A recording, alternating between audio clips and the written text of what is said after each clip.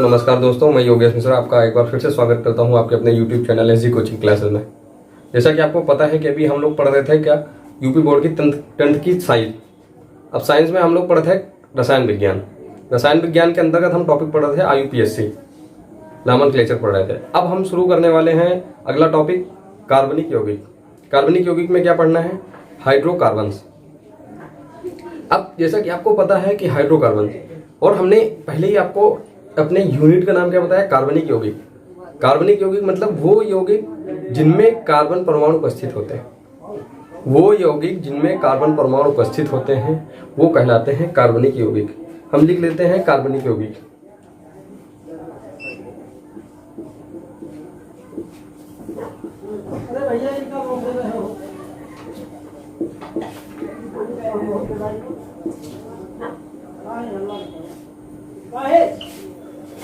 हमने लिख लिया कार्बनिक यौगिक। कार्बनिक यौगिक वो यौगिक जिनमें कार्बन परमाणु उपस्थित होता है, वो चाहे एक कार्बन हो, दो कार्बन हो, 3 कार्बन हो, कितने भी कार्बन हो, फर्क नहीं पड़ता है, वो कहलाएगा कार्बनिक यौगिक। अब कार्बनिक यौगिक का ही एक प्रकार होता है क्या? हाइड्रोकार्बन्स। कार्बनिक यौगिक का ही एक प्रकार होता है हाइड्रोकार्बन्स। अब हाइड्रोकार्बन की क्या परिभाषा होती है वो समझ लेते हैं। वो कार्बनिक यौगिक जिनमें केवल हाइड्रोजन और कार्बन परमाणु उपस्थित होते हैं। क्या? वे कार्बनिक यौगिक जिनमें केवल हाइड्रोजन और कार्बन परमाणु उपस्थित होते हैं हाइड्रोकार्बन्स कहलाते हैं। समझिएगा, वे कार्बनिक यौगिक जिनमें केवल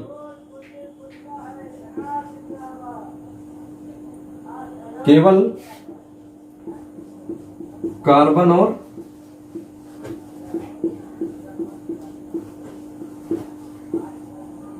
हाइड्रोजन उपस्थित होते हैं। समझिएगा, केवल कार्बन और हाइड्रोजन उपस्थित होते हैं, क्या कहलाते हैं? कहलाते हैं हाइड्रोकार्बन्स। वे कार्बनिक यौगिक जिनमें केवल कार्बन और हाइड्रोजन परमाणु उपस्थित होते हैं क्या कहलाते हैं? हाइड्रोकार्बन्स कहलाते हैं। अब एक दो एग्जांपल उनके समझ लेते हैं। एक दो एग्जांपल समझ लेते हैं हाइड्रोकार्बन्स के। अब क्या हो, अभी कल हमने पढ़ा IUPAC के बारे में, तो वहीं से उठाते हैं एक दो। हम उठाते हैं क्या? मेथेन का एग्जांपल लेते हैं। मेथेन, समझिएगा, मेथेन। अब मेथेन का कोई संरचना सूत्र बताएगा? कैसे इसकी संरचना बनेगी? हमने आपको पहली वीडियो में बताया था क्या? कार्बन की संरचना होती है 4, तो 4 हाइड्रोजन यहां से पहले आपको दिए गए हैं। हाइड्रोजन है, कार्बन है, मतलब यहां पे बात करी गई है केवल हाइड्रोजन और कार्बन, तो मतलब क्या है? ये है हाइड्रोकार्बन। हम अगला एग्जांपल लेते हैं। हम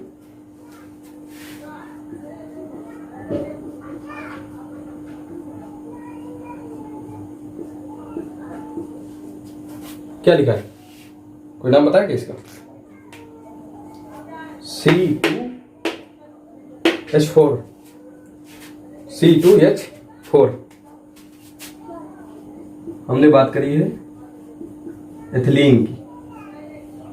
यहां भी केवल कार्बन हाइड्रोजन के बारे में बात करी गई है, मतलब ये भी हाइड्रोकार्बन है। तो बस आपको सीधा समझना है क्या कि जहां भी जिस भी कार्बनिक यौगिक में केवल हाइड्रोजन और कार्बन के बारे में बात करिए, जहां पे केवल हाइड्रोजन और कार्बन उपस्थित होंगे वो क्या होगा? वो होगा हाइड्रोकार्बन। अब समझते हैं कि हाइड्रोकार्बन तो हमने समझ लिया। अब हाइड्रोकार्बन के प्रकार समझते हैं कि हाइड्रोकार्बन कितने प्रकार के होते हैं। क्या पढ़ेंगे हम टाइप्स ऑफ हाइड्रोकार्बन्स। हाइड्रोकार्बन के प्रकार कितने होते हैं? हाइड्रोकार्बन के प्रकार होते हैं 2। कौन से? पहला होता है संतृप्त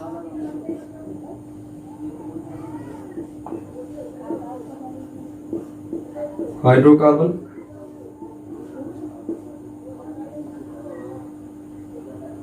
और अगला होता है असंतृप्त हाइड्रोकार्बन।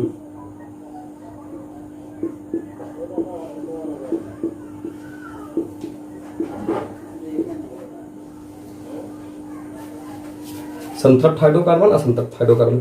अब संतृप्त हाइड्रोकार्बन के बारे में थोड़ा समझ लेते हैं क्या होता है। संतृप्त हाइड्रोकार्बन कौन से हाइड्रोकार्बन होते हैं? संतृप्त हाइड्रोकार्बन वे हाइड्रोकार्बन होते हैं जिनके, क्योंकि हमने पढ़ा था हाइड्रोकार्बन वो कार्बन परमाणु, वो कार्बनिक यौगिक होते हैं जिनमें केवल कार्बन परमाणु और हाइड्रोजन परमाणु उपस्थित होते हैं। अब उनका एक प्रकार हुआ संतृप्त हाइड्रोकार्बन, दूसरा हुआ असंतृप्त हाइड्रोकार्बन। तो संतृप्त हाइड्रोकार्बन के बारे में भी हम पढ़ने वाले हैं। संतृप्त हाइड्रोकार्बन कौन कौन से हाइड्रोकार्बन होते हैं? जिनके कार्बन परमाणुओं की संयोजकताएं, वे हाइड्रोकार्बन जिनके कार्बन परमाणुओं की संयोजकताएं एकल बंधों द्वारा संतुष्ट हो जाएं, ऐसे कार्बनिक यौगिक, ऐसे हाइड्रोकार्बन्स जिनमें उपस्थित कार्बन परमाणु की चारों संयोजकताएं। बात समझिएगा, हमने आपको यहाँ पे एक एक शब्द, एक एक डिफिनेशन बताते हुए हम आपको चल रहे हैं। चारों संयोजकताएं, क्योंकि हमने आपको बताया था कार्बन की संयोजकता होती है 4। तो वही बात हम आपको बोल रहे हैं कि ऐसे हाइड्रोकार्बन्स जिनमें उपस्थित कार्बन परमाणुओं की चारों संयोजकताएं एकल बंध द्वारा संतुष्ट होती हैं, वो क्या कहलाते हैं? वो कहलाते हैं संतृप्त हाइड्रोकार्बन। और असंतृप्त हाइड्रोकार्बन, अब पहले संतृप्त हाइड्रोकार्बन की हमने परिभाषा समझ ली, तो इनके एक दो एग्जाम्पल भी समझ लेते लगे हाथ। अब एग्जाम्पल, जैसा कि हमने अभी आपको बताया था, क्या हमने आपको बताया था? क्या अभी हमने आपको एग्जाम्पल बताया था मेथेन का। मेथेन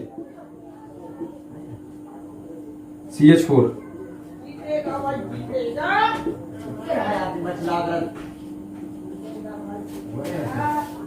चारों संयोजकताएं एकल बंध द्वारा पूरी हुई है।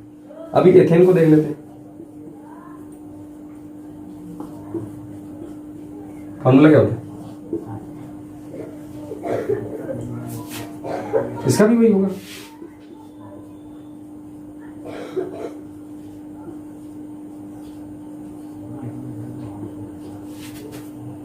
समझ रहे हैं ना? इसकी भी संयोजकता एकल बंध द्वारा संतुष्ट हुई है। इसकी भी संयोजकता एकल बंध द्वारा संतुष्ट हुई है। ऐसे हाइड्रोकार्बन जिनमें उपस्थित कार्बन परमाणुओं की चारों संयोजकताएं एकल बंध द्वारा संतुष्ट होती हैं, क्या कहलाते हैं? संतृप्त हाइड्रोकार्बन। अब बात करते हैं अगले हाइड्रोकार्बन की।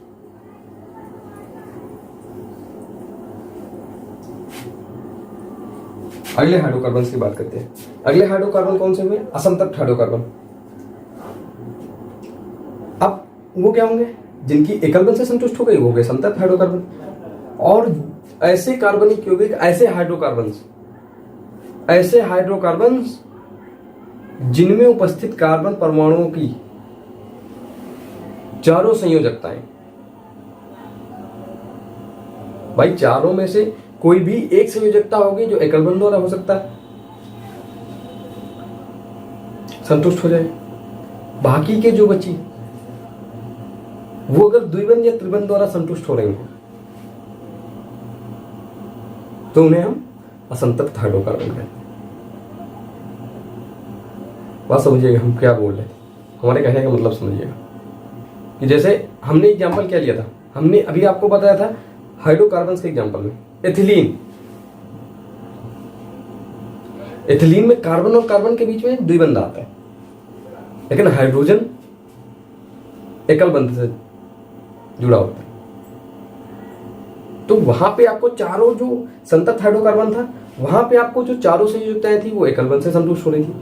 यहां पे जरूरी नहीं है कि चारों संयोजकताएं एकल बंध से संतुष्ट हो रही हो या द्विबंध से संतुष्ट हो रही हो। यहां पे अगर कार्बन परमाणुओं के मध्य में, ध्यान दीजिएगा, कार्बन परमाणुओं के मध्य में अगर द्विबंध या त्रिबंध पाया जा रहा है तो वो कौन से हाइड्रोकार्बन कहलाएंगे? वो कहलाएंगे असंतृप्त हाइड्रोकार्बन। अब आपको लिखना कैसे? ऐसे हाइड्रोकार्बन, क्या? ऐसे हाइड्रोकार्बन जिनमें उपस्थित कार्बन परमाणुओं के मध्य में द्विबंध या त्रिबंध पाया जाता है वो क्या कहलाते हैं? वो असंतप्त हाइड्रोकार्बन्स का है। एग्जाम्पल देख लेते हैं। अभी एग्जाम्पल हमने आपको बताया क्या, एथिलीन। अब एथिलीन का फार्मूला क्या होता है, C2H4। बताइए क्या होता है, सही लिखा है? अरे बताइए भाई, इसका फार्मूला क्या होता है? यही होता है, सही लिखा है। अब चलते हैं अपनी परिभाषा की तरफ। जहां कार्बन और कार्बन परमाणुओं के मध्य में द्विबंध या त्रिबंध पाया जाता है।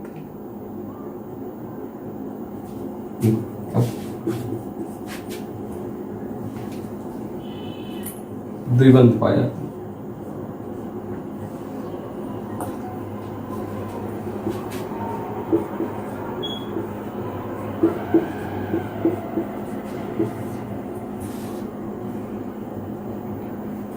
यही हो गया। अगली एग्जांपल की तरफ चलते हैं। दूसरे पेंसिल लिख लेते हैं। एसिड लीन, उसका फॉर्मूला क्या होता है, C2H2 C111।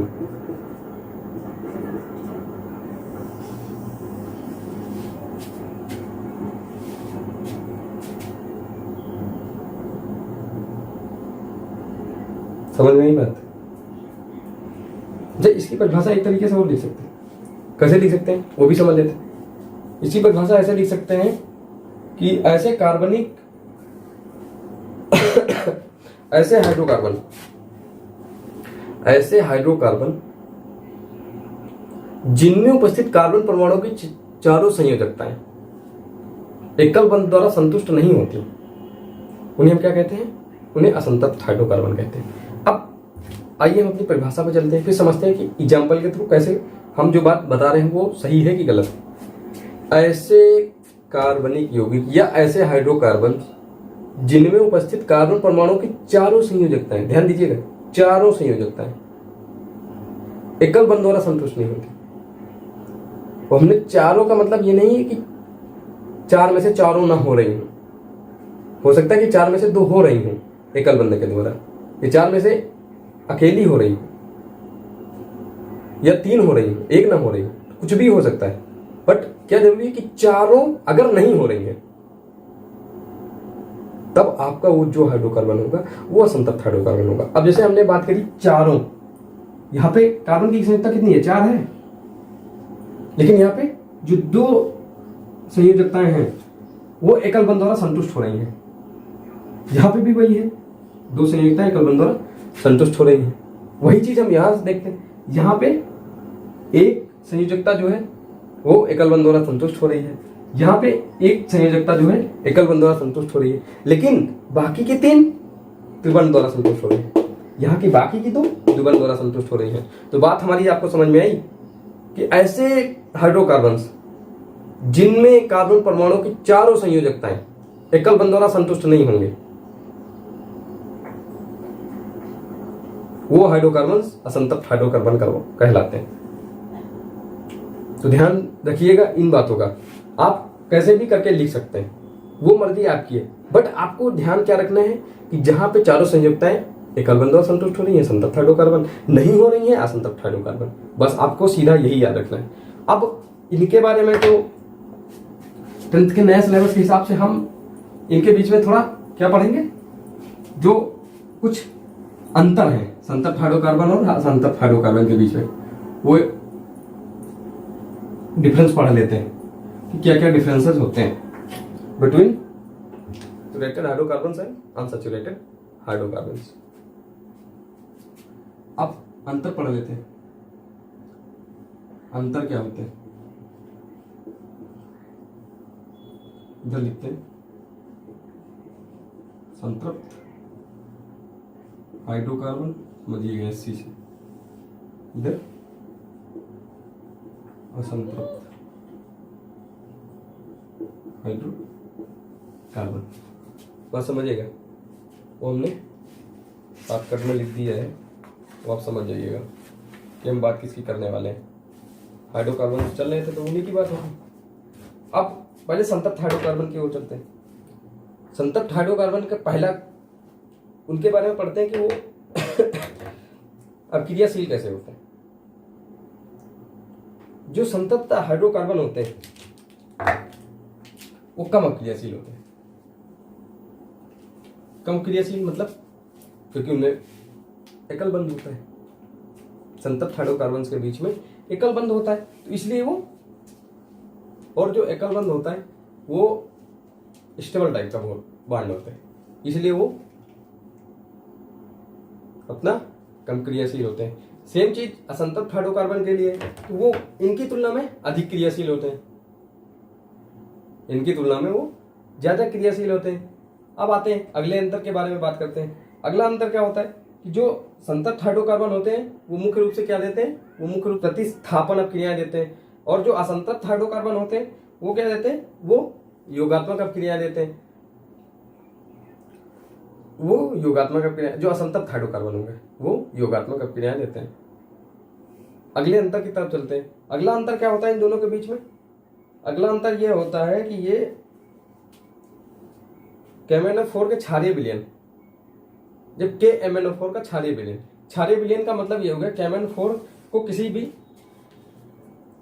क्षार के साथ उसका विलयन बनाया जाए।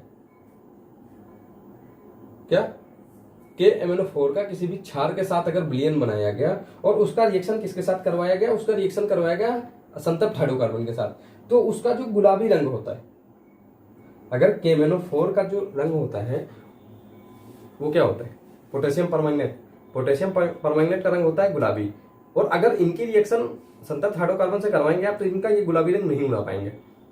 लेकिन अगर वही असंतप्त हाइड्रोकार्बन होगा तो उसका वो रंग उड़ा देते हैं। अगले अंतर की तरफ बढ़ते हैं। अगला अंतर क्या होता है, संतप्त हाइड्रोकार्बन अगर ओजोन के साथ क्रिया करेंगे तो ये ओजोनाइड नहीं बनाएंगे, और असंतप्त हाइड्रोकार्बन ओजोनाइड बनाएंगे।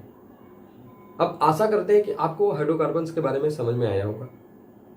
हमने आपको बेसिक की सारी चीजें समझाई, हाइड्रोकार्बन्स क्या होते हैं, पहले आपको हमने समझाया कि कार्बनिक यौगिक क्या होते हैं, फिर हमने आपको बताया हाइड्रोकार्बन्स क्या होते हैं, फिर हाइड्रोकार्बन के एग्जाम्पल आपको हमने बताए, फिर क्या बताया हमने आपको संतप्त हाइड्रोकार्बन बताया, संतप्त हाइड्रोकार्बन के एग्जाम्पल्स आपको बताया, फिर हाइड्रोकार्बन असंतप्त हाइड्रोकार्बन बताया, असंतप्त हाइड्रोकार्बन के हमने आपको 2-3 एग्जाम्पल बताए। फिर क्या हमने आपको पढ़ा, हमने पढ़ाया इनके बीच में जो अंतर होता है, अंतर भी बताया आपको। अब आपसे कभी कभी एग्जाम में पूछ लिया जाता है कि संतप्त हाइड्रोकार्बन और असंतप्त हाइड्रोकार्बन के एग्जाम्पल लिखिए या इनके बीच का अंतर बताइए, क्या अंतर होता है। तो वैसे जनरली पूछा नहीं जाता है, बट क्योंकि सिलेबस में है और एग्जाम के लिए थोड़ा बहुत इंपॉर्टेंट है, तो हम क्योंकि एग्जाम के को देखते हुए हम आपकी प्रिपरेशन करवा रहे हैं, तो हमने सोचा कि आपको फिर अब ये पॉइंट मत छोड़ा ना जाए, तो इसलिए हमने आपको हाइड्रोकार्बन भी पढ़ा दिए हैं। अब हम अगले वीडियो में क्या डिस्कस करेंगे, हम अगले वीडियो में डिस्कस करेंगे कुछ कार्बनिक यौगिक के बारे में, जो 1-2 कार्बनिक यौगिक आपके सिलेबस में है, उन कार्बनिक यौगिक के बारे में बात करेंगे। तो आशा करते हैं कि आप लोग कुछ को फायदा मिल रहा होगा हमारे इन वीडियोज के थ्रू। अभी हमने आपको पिछले 3-4 वीडियोज में पूरा IPSC कवर किया है, अब हम आपको कार्बनिक यौगिक पढ़ाएंगे, पूरा कार्बनिक यौगिक खत्म करेंगे। हम आशा करते हैं कि आपको हमारे वीडियोज के थ्रू आपको फायदा मिल रहा होगा, और ये भी आशा करते हैं कि आप लोग अपने खुद का तो फायदा कर रहे होंगे, साथ में दोस्तों का भी फायदा करवा रहे होंगे, और ज़्यादा से ज़्यादा लोगों तक शेयर करिए। अगर आपको पसंद आता है तो जो भी पार्ट पसंद आता है आप जरूर कमेंट करके हमें बताइए, और आपको कोई भी क्वेश्चन कहीं भी नहीं समझ में आ रहा है तो जरूर हमें कमेंट करके बताइए, हमारी टीम आपकी पूरी सहायता करेगी। धन्यवाद।